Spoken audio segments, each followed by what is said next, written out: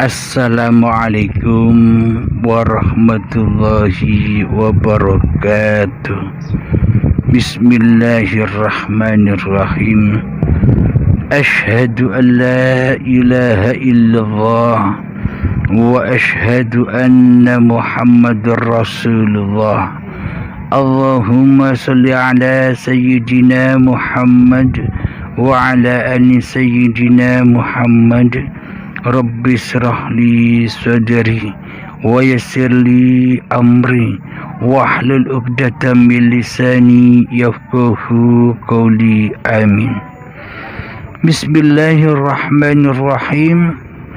Salam ta'zimku buat para sahabat-sahabatku tercinta dimanapun Anda berada, baik yang ada di dalam dan yang ada di luar negeri. Semoga kita semua senantiasa di dalam lindungan Allah Subhanahu wa ta'ala di dalam bulan suci Ramadan ini.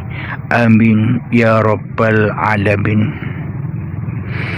Alhamdulillahi rabbil alamin.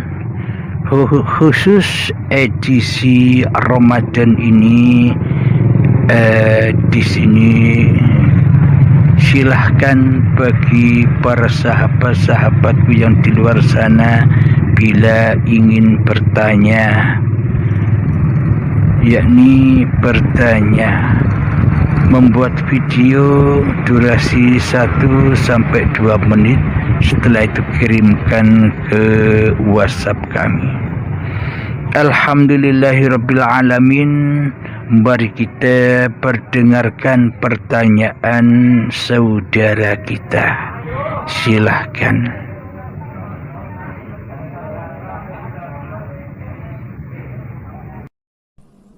Assalamualaikum warahmatullahi ta'ala wabarakatuh.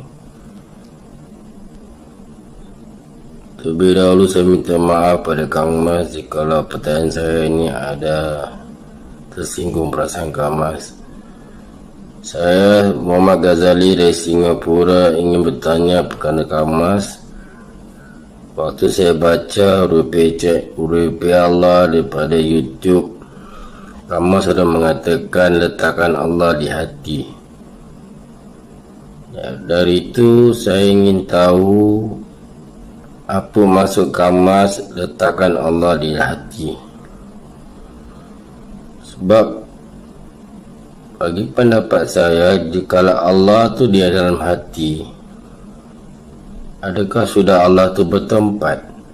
Sedangkan Allah tu sifatnya laisa kamisliun, dia berdiri dengan sendiri. Jadi itu ingin penjelasan daripada Kang Mas, apa maksud Kang Mas tentang Allah letak di dalam hati kita. Itu saja saya ingin tahu Kang Mas. Sebelum itu selamat menyambut bulan Ramadan, bulan barakah. Assalamualaikum warahmatullahi ta'ala wabarakatuh. Saya menunggu daripada jawapan Kang Mas pada YouTube Urupi Channel. Salam. Alhamdulillahirabbil alamin. Terima kasih pertanyaan dari sahabatku yang di seberang sana, Muhammad Ghazali dari Singapura. Terima kasih atas pertanyaannya. Arti pertanyaannya simpelnya adalah Kang Mas merasa bingung masa Allah ditempatkan di hati. Bila Allah ditempatkan di hati, berarti Allah bertempat. Berarti selama ini kita tidak meyakini Allah tak bertempat, karena Allah bersifat laisa kamislihi syai'un. Allah tidak seperti apa-apa dan tidak seperti siapa-siapa. Itulah inti pertanyaan dari saudaraku Muhammad Ghazali dari Singapura. Terima kasih. Bismillahirrahmanirrahim. Mari kita cermati diri kita sendiri dahulu. Man arafa nafsahu faqad arafa rabbahu. Mari kita baca diri kita sendiri dahulu, maka nanti kita akan bertemu Tuhan yang telah menciptakan diri kita. Bismillahirrahmanirrahim. Selama ini manusia kita ini seolah-olah manusia itu bertempat. Jika manusia itu bertempat, maknanya manusia itu hanya bertempat di hati saja. Bila manusia bertempat di dalam dirinya, bila manusia bertempat di dalam hatinya, maka sudah di situ saja. Berarti manusianya tidak bisa apa-apa dan tidak bisa bersiapa-siapa.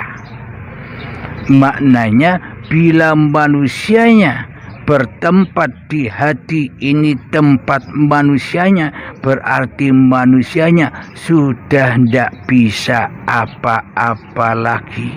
Manusianya tidak bisa melihat lagi. Manusianya sudah tak bisa mendengar lagi karena tempatnya manusia di hatinya. Maknanya manusia sudah terpenjara di hatinya sendiri, bertempat di hatinya sendiri. Itulah kira-kira apa yang dipertanyakan. Kalau bertempat berarti ya tidak bisa apa-apa. Alhamdulillahirabbil alamin. Coba kita baca diri kita. Kita bisa melihat sungai, kita bisa melihat perahu, kita bisa melihat awan, kita bisa melihat langit yang biru, kita bisa melihat matahari dan cahayanya, kita bisa menyaksikan rembulan dan cahayanya, kita bisa menyaksikan gunung-gunung dan kemegahannya. Kita bisa menyaksikan hutan-hutan yang penuh dengan keindahannya. Kita bisa menyaksikan harta-harta yang sudah kita kumpulkan. Kita sudah bisa melihat anak-anak yang kita cintai. Kita bisa melihat istri kita. Kita bisa melihat semua apa yang kita kerjakan. Kita bisa melihat apa yang kita lakukan. Kita bisa melihat apa yang kita aktivitaskan di luar diri kita. Berarti manusia kita itu bertempat hanya di dalam hati ataupun juga bertempat di luar hati. Berarti manusia kita ini bertempat hanya di dalam badan saja atau juga bertempat di luar badan.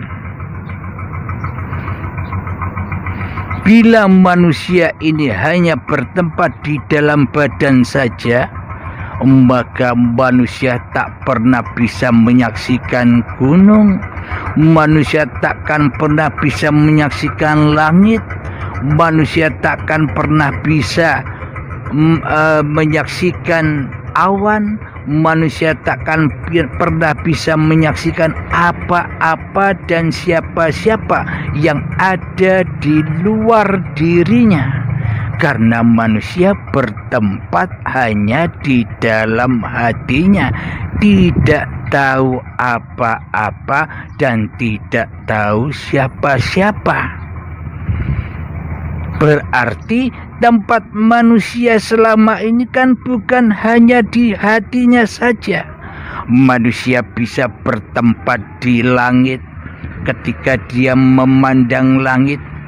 Manusia bisa bertempat di awan ketika ia memandang awan. Manusia bisa bertempat di matahari ketika dia memandang matahari. Manusia bisa bertempat di dalam rembulan ketika manusianya menyaksikan rembulan. Manusianya bisa bertempat di dalam gunung ketika manusianya menyaksikan gunung. Manusianya bisa bertempat di dalam hutan ketika manusianya memandang hutan. Manusianya bertempat di dalam lautan ketika manusianya melihat lautan. Manusia bertempat di dalam tumbuh-tumbuhan ketika manusia memandang tumbuh-tumbuhan. Manusia bertempat di dalam anak-anaknya ketika manusia memandang anaknya. Manusia bertempat di dalam istri dan suaminya ketika manusia menyaksikan istri dan suaminya dengan mata kepalanya. Ini maknanya manusia itu di mana-mana, tidak kemana-mana. Manusia itu tidak bertempat juga, yakni ada di dalam dan ada di luar. Inilah rahasia diri manusia kita. Maknanya bila manusia hanya bertempat di hati, maka manusia takkan pernah bisa keluar dari hatinya. Jadi ketika kita naik kereta, kita bertempat di kereta, di keadaan saat naik kereta, tidak bertempat di hati. Bila manusia kita hanya bertempat di hati, tentunya manusia kita tidak bisa apa-apa, hanya menjadi patung saja, hanya menjadi mayat hidup saja. Maknanya ini semua kiasan.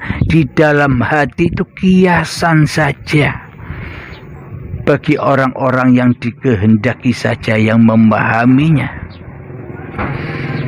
Jadi seolah-olah hati ini tempatnya manusia. Akan tetapi manusia juga bertempat di luarnya hati. Ketika urusan-urusan tentang dunia, manusia bertempat di urusan-urusan dunianya.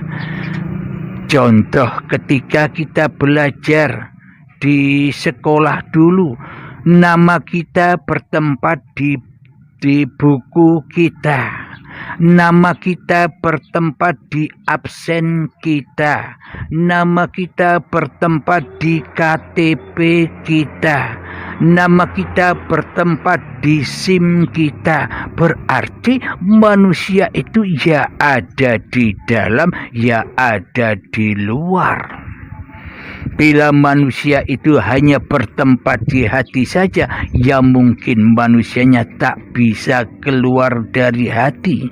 Maknanya esa, maknanya sambung manusia ini antara luar dan dalamnya. Sambung diri manusianya yang jadi Tuhan di hatinya, maka yang di luar dirinya juga dituhani oleh manusianya.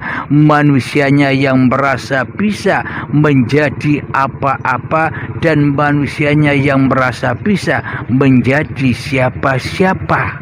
Pangkat dan jabatan apapun, manusianya yang merasa menentukan itu semua. Karena di dalam hatinya manusianya menjadi raja daripada menjadi abdi. Manusianya di hatinya menjadi Tuhan daripada menjadi hamba. Manusianya di hatinya menjadi sang kholik daripada menjadi makhluk. maka manusianya seolah-olah merajai dan menguasai apapun yang diaktivitaskannya. Meskipun manusia itu bukan di hati tempatnya, maknanya ya di luar ya di dalam, esa atas kekuasaan manusianya. Di hatinya yang jadi raja manusianya, semua apa yang digerakkannya, apa yang diaktivitasnya di luar dirinya, itu semua sama dituhani oleh manusianya. Manusianya lah yang merasa bisa melihat langit, manusianya lah yang merasa bisa melihat awan, manusianya lah yang merasa bisa melihat matahari, manusianya lah yang merasa bisa melihat rembulan, manusianya lah yang merasa melihat bumi, manusianya lah yang merasa bisa melihat gunung-gunung, manusianya lah yang merasa bisa melihat hutan-hutan, manusianya lah yang merasa melihat tumbuh-tumbuhan, manusianya lah yang merasa bisa melihat hayawan, manusianya lah yang merasa melihat seluruh manusia. Ini berarti manusianya tempatnya di hati atau di luar hati. Berarti manusia selama ini menjadi Tuhan meliputi hatinya dan meliputi di luar hatinya. Esa maknanya hawa nafsu manusia kita selama ini, esa antara luar dan dalamnya, esa. Maknanya bila di dalam hatinya yang jadi Tuhan adalah manusianya, pasti esa dengan kemungkaran-kemungkaran yang ada di luar dirinya. Sholatnya mungkar, ibadahnya mungkar, zakatnya mungkar, puasanya mungkar, haji dan umrohnya mungkar, kebaikan-kebaikannya mungkar, semua penuh dengan kepalsuan dan kepalsuan saja. Karena yang jadi Tuhan di dalam hatinya masih manusianya. Alhamdulillahirabbil alamin. Allah laisa kamislihi syai'un. Allah tidak seperti apa-apa dan Allah tidak seperti siapa-siapa. Coba kita perhatikan di dalam surat Al-Insan. Surat Al-Insan itu adalah surat dari Allah untuk seluruh manusia. Surat dari Allah untuk kita. Bukan untuk Kanjeng Nabi saja, tapi untuk kita semua manusia. Mari kita tengok bersama-sama. Bismillahirrahmanirrahim. هل أتى على الإنسان حين من الدهر لم يكن شيئا مذكورا. Yang artinya, bukankah pernah datang kepada manusia waktu dari masa yang ketika itu belum merupakan sesuatu yang dapat disebut. Berarti saat itu manusianya tidak bisa disebut bahwa dirinya manusia. Berarti manusia kan selama ini bila saat itu masih terjadi, berarti yang laisa kamislihi syai'un itu sebenarnya siapa?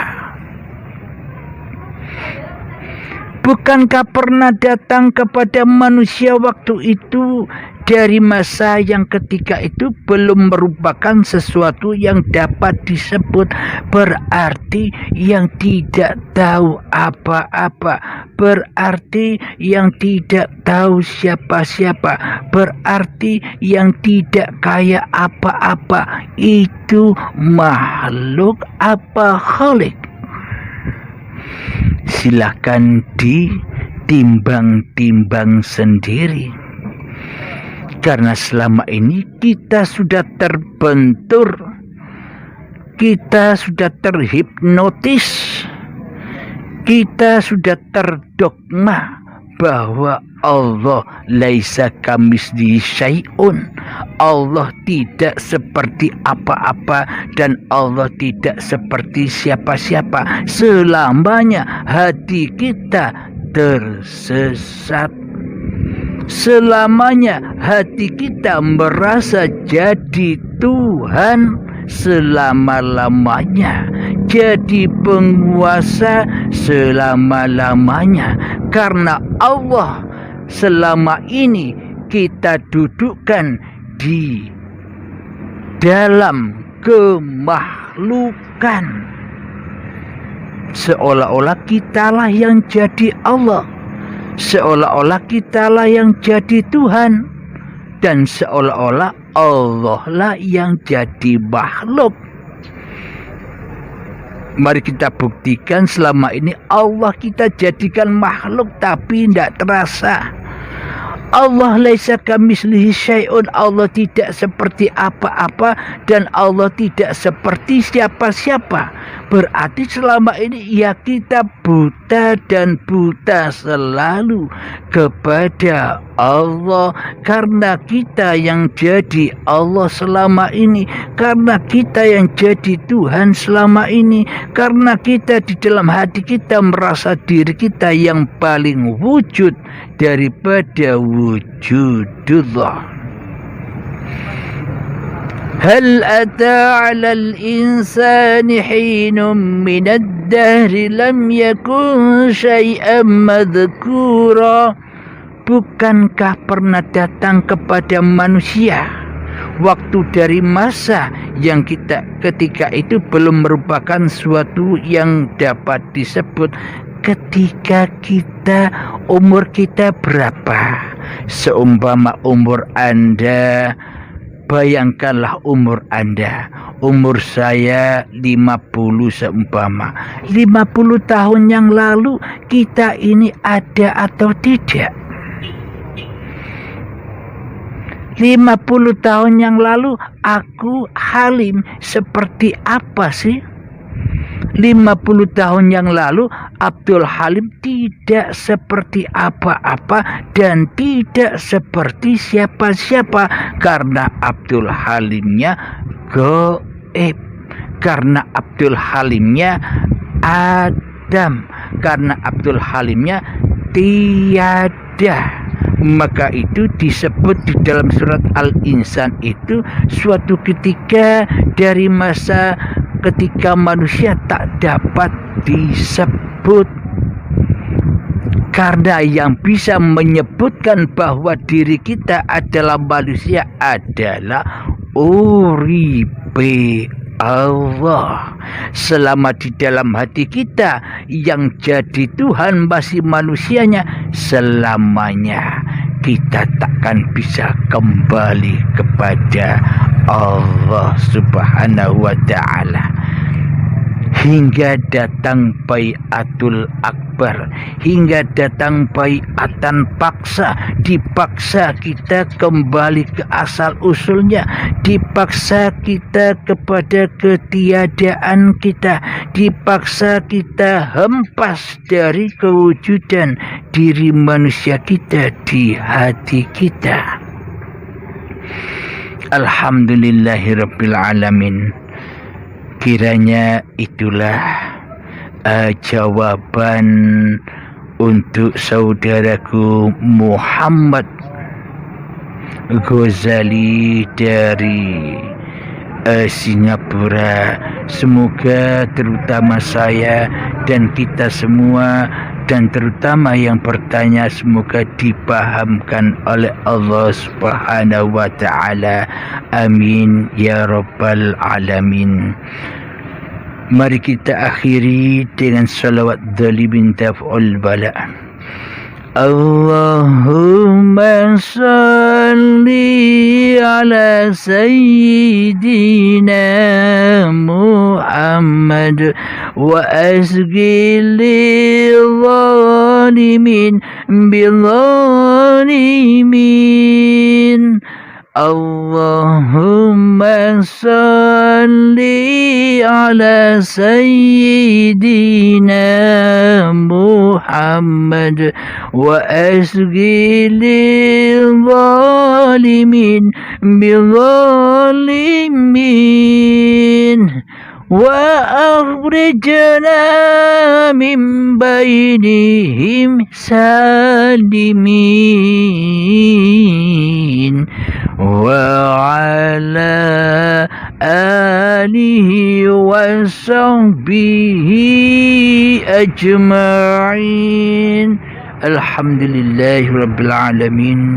Rabbana atina fid dunya hasanah wa fil akhirati hasanah wa qina adzabannar. Wa sallallahu ala sayyidina Muhammad wa ala alihi wa sahbihi wasallam. Walhamdulillahi rabbil alamin. Akhir kalam. Assalamualaikum warahmatullahi wabarakatuh.